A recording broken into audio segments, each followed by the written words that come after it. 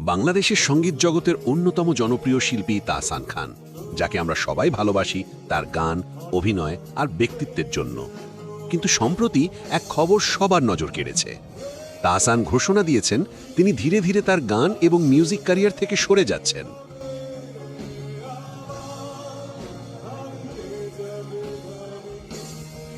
তিনি বলছেন, সময় বদলেছে, জীবন বদলেছে, আর এখন তিনি তার ব্যক্তিগত জীবন, বিশেষ করে মেয়ের সঙ্গে সময় কাটানো এবং আত্মিক শান্তির দিকে বেশি মনোযোগ দিতে চান।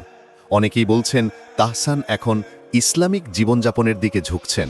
যদিও তিনি সরাসরি কিছু বলেননি, তবে তার সাম্প্রতিক কর্মকাণ্ড, যেমন সোশ্যাল মিডিয়া থেকে দূরে থাকা, আত্ম-উন্নয়ন নিয়ে কথা বলা আর সঙ্গীত থেকে ধীরে ধীরে সরে আসা, ইঙ্গিত দিচ্ছে তিনি হয়তো জীবনের নতুন এক আধ্যাত্মিক পথে হাঁটছেন।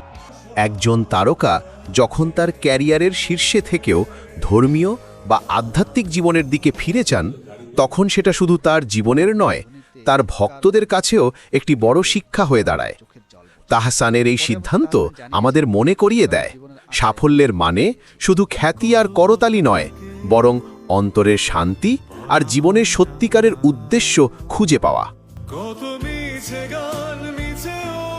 আমরা প্রার্থনা করি তাহসান যেন তার জীবনের নতুন পথে শান্তি ও সুখ খুঁজে পান। আর আপনাদের কি মনে হয়, কমেন্টে জানাতে ভুলবেন না।